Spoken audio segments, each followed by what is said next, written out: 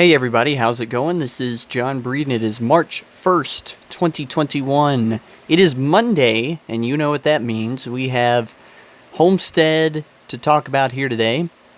And apologies for this video being a little bit late, by the way. It's been busy today, but I finally found time to do it. So, anyway, we got a lot to talk about. Cup, Xfinity, on track this weekend in Homestead. And the winner of the Cup race, as you're probably well aware by now, was not Kevin Harvick, was not Martin Truex Jr., was not Kyle Busch, wasn't even Chase Elliott. It was William Byron. William Byron, his second career Cup Series win, and he led 102 of 267 laps. And he is in the playoffs with Christopher Bell and Michael McDowell. Those are your three winners to start 2021. I mean, I don't even know what to say. Here's what I will say, everybody. I am not going to eat my words on this season being the best season ever, okay? Because it's not. Now, everybody has their own opinion of what they think the best season of NASCAR was.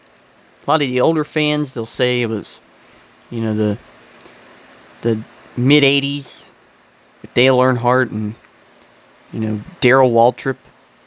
Or they'll say it's the mid-'90s when Jeff Gordon was on the rise, battling with Dale Earnhardt. Some will say the early 2000s, Dale Earnhardt Jr. and the beginning of the chase.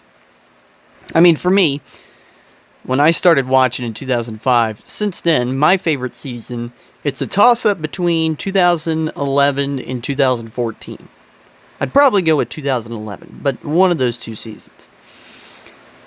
I am not going to eat my words on this, okay? I do not think this season is going to be better than 2011 or 2014. I hope it is, but I don't think it's going to be. Now, if it does end up being the best season ever, I will come on here and say I'm wrong, but I don't believe it's going to be. With that said, it's been a pretty good season so far. I mean, besides the fact that, yes, the Daytona 500 was pretty boring for the most part until the end. I mean, we've seen two very good races and two surprise winners. I mean, the Daytona road course race was pretty good, and I thought yesterday's race at Homestead was good. I saw a lot of people that didn't like it. I thought it was good. It was not as good.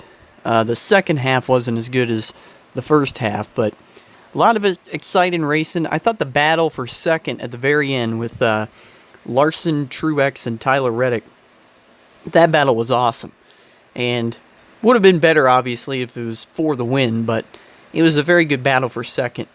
And what can you say about William Byron? A lot of interesting stories coming out of Homestead. I mean, the Hendrick cars, they were up there in the top 10 for most of the afternoon. I mean, we did not see much out of Chase Elliott, quite frankly. I mean, Chase had a very good short-run car, and his car would be good for about 10 laps, and then he would fade. And, in the beginning of the race, we saw the Penske cars. They showed the way in the beginning, and then they really fell off. I mean, Brad Keselowski was able to come back, finish 7th, but they got shuffled back. Joey Logano ended up 25th. Very interesting. Kevin Harvick. I mean, not at all what I was expecting from Kevin Harvick. He was towards the top 20, top 15 range all race. And he was able to rally back and get a top 5, which tells me, everybody, Kevin Harvick, who had struggled with his car all day long, and he came back to finish top 5, it tells me he's going to win a lot of races this year. And why I say that is because if he was able to take a bad car from where he was running, 15th, 12th, 18th most of the race, and he was able to drive back up to the top 5 with relatively, I mean, there were cautions here and there, but there weren't really a lot of cautions in the race. And he was able to do what he did. I mean, imagine what he's going to do when he gets the setup figured out. He's going to win a lot of races. So, I don't know if he's going to win 9, but I certainly would expect Harvick to win quite a few races this year. Martin Truex Jr. looked very strong. I know in my preview shows said he was a big question mark going into it. Kyle Busch, man, I mean, I I don't know. He did not look good at all. I mean, he was able to rally back for a top 10, but we did not see Kyle Busch. He wasn't even in the top 5 the whole race. He was about 9th or 10th. And here's why I wouldn't panic, though. Because if you look at Kyle Busch, and you look at his stats over the years at mile-and-a-half racetracks, in terms of wins, I'm talking strictly victories. I mean, you look at 2020, obviously he had the only win, the one win at the mile-and-a-half at Texas. But you go to the year before that, 2019, he won the championship. And how many mile-and-a-halves did Kyle Busch win? He won 1, which was the Homestead season finale. So, I mean, really, when you look at it, he didn't win a mile-and-a-half race in the first 35 races of the year. Not one of those mile-and-a-halves in that schedule did he win. And he was still able to win the championship. So I wouldn't panic yet if you're a Kyle Busch fan. But, I mean, who knows? I mean, listen, this one race, it's not going to dictate, obviously, how everybody does at every mile-and-a-half race this year. But it does kind of set a baseline of where everybody's at. And, I mean, we'll see over this next 3-race period or so, when we go to Vegas. And then, I'm not sure where we go after Vegas. I think it's Phoenix. I'm not definite on that, but these next couple of weeks will really dictate kind of where everybody's at. But yeah, I mean, William Byron looked good. Chris Buescher was the star of this race in that first half, but unfortunately then for him he fell off, which I didn't like seeing that because it just showed that his car was just not as good in traffic.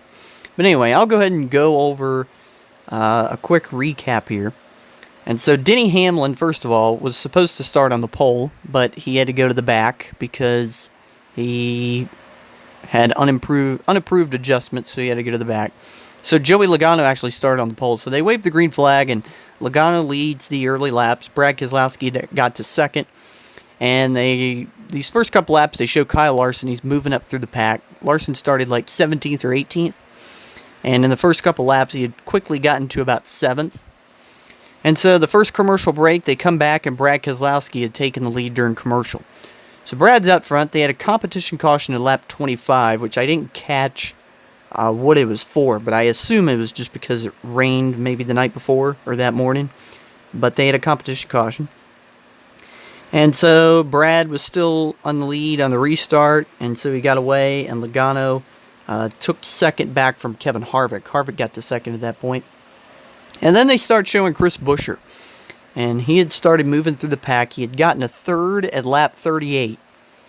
And with 27 to go in the stage, he had driven up to Brad Keselowski and passed him for the lead. And so Chris Buescher is out front, and he is pacing the field at this point. I mean, he's pulling away. And James Davison blew up with 16 to go in the first stage, which brought out the caution. And so Brad Keselowski got back to the lead for a moment on the restart with 2 to go, but then Chris Buescher took it right back. And he won the first stage. Chris Buescher, very impressive early on. Ryan Newman was also there in the top 10, top 12 most of the afternoon. He ended up finishing 7th. So the Roush cars were looking very impressive. And Brad Keselowski finished second in that stage, by the way. So they restart stage 2. Chris Buescher is the leader, and Chase Elliott quickly drove to the front at lap 10 of stage 2. But then 3 laps later, Chris Buescher passed Elliott back. As I mentioned, Chase Elliott had a much better short-run car, but once laps started to tick by, he just wasn't as good. So then, here in stage 2, Chris Buescher's still leading, and they had green flag pit stops around lap 40. And right before Truex took his green flag stop, he had passed Chris Buescher. And so he took the lead. And after the pit stops, the lead cycled back to Truex. And then Chase Elliott and Brad Keselowski are battling for 9th. Holy smokes. So Larson is on the bottom. Chase is in the middle, and Brad is up top. And I don't know what Chase was thinking, but he pulled this unbelievable slide job on Brad right in front of him. Brad had to check up big time. I don't know how it wasn't a wreck. I don't know what Chase was thinking there, but he did pull it off. So it was a pretty crazy pass. So Corey LaJoie then blew up with 7 to go in stage 2, which brought out the caution, which I believe, as I'll go through my notes here, was the next to last incident, I believe, that brought out a caution was Corey LaJoie blowing up. And so Martin Truex Jr. won the race off of pit road. Then this was a weird restart. Actually, they restarted with 1 to go in the stage, and William Byron got to the front after it was a battle between Denny Hamlin and Martin Truex Jr. Truex was on the outside, Hamlin was on the inside, and they went into turn 3, and Denny basically tried to pull the same move Chase Elliott did on Brad earlier, and almost slid up, almost caused a wreck, and Byron was able to get by on the bottom and win stage 2. So then they restart, and William Byron is out front, and then trouble for Ryan Blaney and Eric Almirola. They crashed with 67 laps to go, and it looked like Almirola had some sort of issue at first when I first saw it, but then they showed the replay, and Almirola had just dove it off into turn 3 and slid right up into Ryan Blaney. Couldn't keep the momentum off of Blaney. It's a really weird wreck there, but tough break for those guys. I mean, Ryan Blaney was not having that good of a day at all. I mean, I didn't really hear much about him in the race at all. And kind of Eric Almirola, the same deal, but they got taken out there with 67 to go. So then pit stops ensued, and Kyle Larson was the first off of pit road. William Byron had dropped back to 5th, and Denny Hamlin was too fast entering pit road. So then Truex took the lead on the restart, and then Byron immediately regained the lead, and he was back in about, like I said, he had restarted 5th, and he had drove right through those guys fairly quick. It was like a lap or two before he was back in the lead. And so then Kyle Larson got to 2nd with 51 laps to go, and we thought, okay, Larson's going to start running William Byron down, but he was never able to. And Kurt Busch was running 4th with 39 laps to go. And I was sitting there thinking, man, this Kurt Busch, he's teased that this may be his last year. And, usually in your last year, I mean, you start to fade off and things like that. And Kurt has just been so strong in this race. And he was last week at the Daytona Road Course. And he had a vibration with 39 laps to go. He was running 4th place. I was like, man, that sucks. But then he came back to finish 8th place. What can you say? I mean, Kurt is... Man, if I were Kurt, I tell you what, I would not retire. Because, I mean, if he can just tweak something and hit a sweet spot, these guys can win a lot of races. So, yeah, there you go. So Kurt had a vibration, but like I said, came back to finish 8th. So Byron's leading, and nobody really had a chance at catching him at all, unless there was a caution, and there was no caution. But there was a good battle, like I said, for 2nd place between Martin Truex Jr., Kyle Larson, and Tyler Reddick. Tyler Reddick all the way up against the wall using the Larson line. And Larson was not up on the outside like he usually is. He was a little bit off the wall, about a car length or 2 off the wall. Not usually what you see out of him. But Reddick was able to go up and pass them both for 2nd. And he had the fastest car at the time, but it was not going to be enough. William Byron was out front by about 4 seconds for most of his lead there, but William Byron won. 2nd career win, and now he's in the playoffs. I thought it was a good race. I mean, there were a lot of good restarts, a lot of good battles on the racetrack that I was pretty entertained throughout. Like I said, it got a little boring there, that last stage, but overall I enjoyed it. I enjoyed the race, and William Byron, first win for Hendrick Motorsports in 2021. And like I said, he is now joining Christopher Bell and Michael McDowell in the playoffs. Let's take a look at your results here. I'm going to go through the top 10, then I'll go through some notable finishers outside of that. So you have William Byron, then Tyler Reddick, Martin Truex Jr., Kyle Larson, Kevin Harvick, the top 5. Michael McDowell, 6th place. I mean, what can you say? This guy has momentum right now. We'll see what happens in these next couple of weeks. I mean, I hope he can keep this up. But, I mean, I don't necessarily have any faith in it. I mean, you know, momentum does speak volume, and he had that win at Daytona, so he's riding high. But, I mean, what's going to happen these next couple of weeks, I guess we'll see. Ryan Newman, 7th place. Very good run for Ryan Newman. Kurt Busch, like I said, was 8th. Alex Bowman was 9th. And Kyle Busch was 10th, who had ran fairly in, around 20th all day is where I saw Kyle Busch. So here's some notable finishers. Denny Hamlin was 11th. And remember, he had to go to the back, so it's hard to say how well he would have done had he had that track position early. But Austin Dillon was 12th. Solid run for him. He was up there in the mix for a while. Chase Elliott was 14th. And Daniel Suarez, 15th place for Team Trackhouse in their 3rd race together. Brad Keselowski was 16th. Wow, I thought he was up there in the top 10. I guess I had gotten that wrong. I'd seen him battling Michael McDowell there late in the race, and I don't know, I guess he got more shuffled out than I thought. Not a good run there for Brad. We had Chris Buescher, 19th. So Buescher, I think it was the restart after to start the final stage when he got shuffled out, and he just never made another run back to the front. It's very disappointing, and I mean, if they can figure out how to get a good setup when they're back in traffic, I mean, he may win some races this year because he was looking very strong in the beginning, but if he gets back in traffic like that, I mean, it's not going to be good for him. And Christopher Bell, 20th. Last week's winner, didn't really hear much from him at all in this race. I mean, I would be a little concerned if I'm a Christopher Bell fan. I mean, that was just no signs of him at all in this race. Bubba Wallace, 22nd. Not good. Didn't really see much of him at all in the race. Cole Custer was 23rd. He was up there in the top 5, top 10 at some points in this race. Joey Logano, 25th.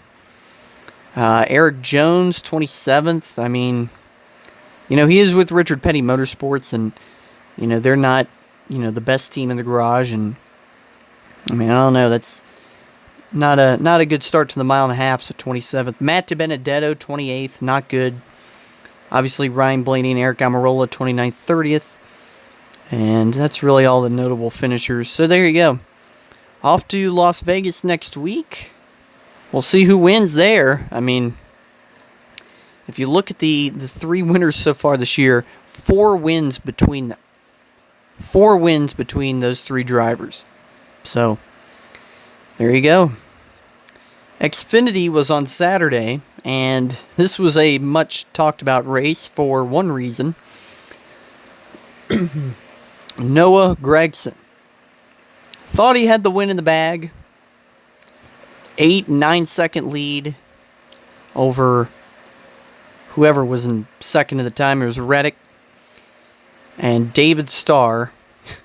I sat there when they showed David Starr in 13th place at one point, and they talked about the announcers. They were like, look how good David Starr is doing.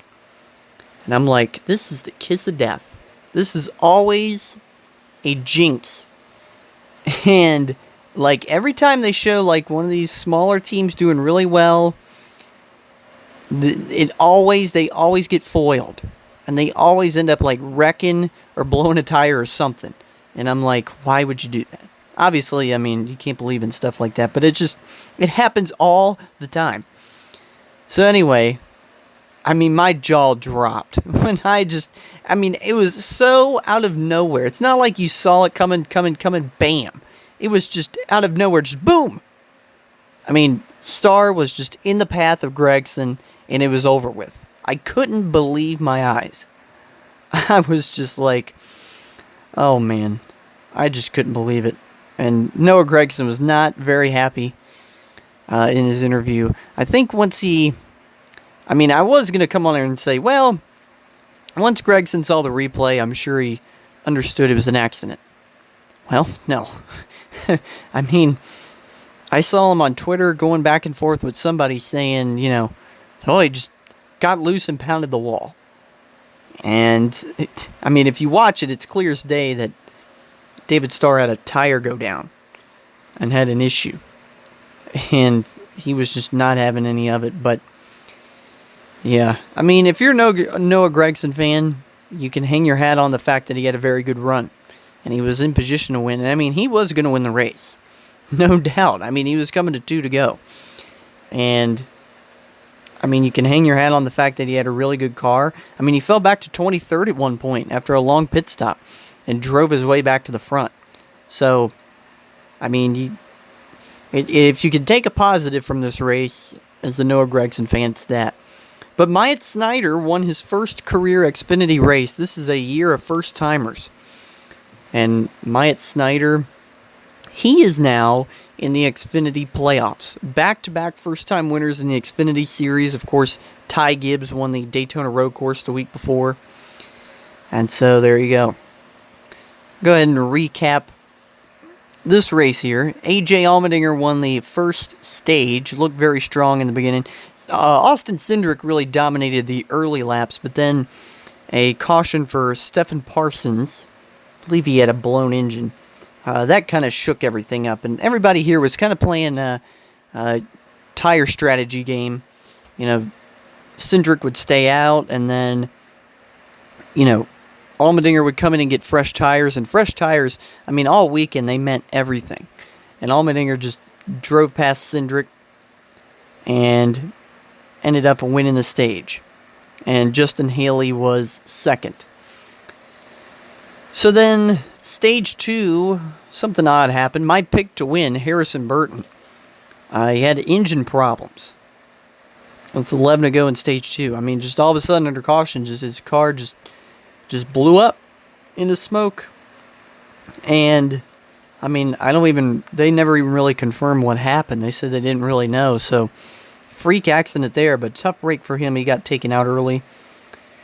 And so then Austin Cindric came in and got 4 tires, and he blew past Gragson, who was up front for that restart after the Burton caution, and Cindric won stage 2. And so then lap 98, Riley Herbst and Justin Allgaier are battling, and Allgaier comes off turn 2 and just clears himself and drives across the nose of Riley Herbst. I don't know. Tough break for those guys. I don't know what Allgaier was thinking. But, yeah. So then, as mentioned, long pit stop for the 9 under this caution, and he fell back. And Ty Dillon actually got a hole in the radiator, I believe from that wreck with Herbst and Allgaier. And so he had to go to the garage. So it's kind of weird. 2 weeks in a row, somebody's had a hole in their radiator and had to go to the garage. We had Natalie Decker last week at the Daytona Road Course, and now we have Ty Dillon here. So then we had a restart with under 55 laps to go, and Brandon Jones took the lead for a moment. But then A.J. Allmendinger would regain the lead. And then Brett Moffitt, who had a very impressive run, took the lead with 36 laps to go. The unsponsored 02 car. But then Noah Gragson charged to the lead and passed him about 5 laps later. And then Noah Gragson, so Gragson gets out of this big lead, and not only did he have problems with David Starr, but before that, James Buford, the driver of the 48 car, Gregson's up on the outside, going past this lap traffic, and he gets to James Buford, and Buford just wasn't having any of it. He just stayed right there in his line. I was just baffled. I was like, come on. So then, as these laps are winding down, Moffitt started closing in. But normally what you see with that is, they overdrive the car, they're up against the wall, and they overdrive it and get in the wall, and then that's it. Well, that's what happened. Moffitt was closing, and then he got in the wall, and he suffered a flat tire. And so he had to pit. And there was no caution, which that was the big game-changing point of the race. That was around like 10 or 15 laps to go. And Gregson was having a handful with the lap traffic. And so Moffitt, it was pretty exciting for a while because Moffitt had gotten right to him a couple of times. And after he suffered that flat tire, I mean, it was smooth sailing for Gregson. He was about 9 seconds ahead of second place Tyler Reddick. Reddick running the Xfinity race as a one-off. And then, of course, as I mentioned, Gregson is going into turn 3. I believe it was turn 3. Yeah, it was turn 3. And David Starr's on the bottom, has a problem, slides right up into the path of Gregson, and that was it. I could not believe my eyes. My jaw dropped. I literally could not believe it. So he's out of there.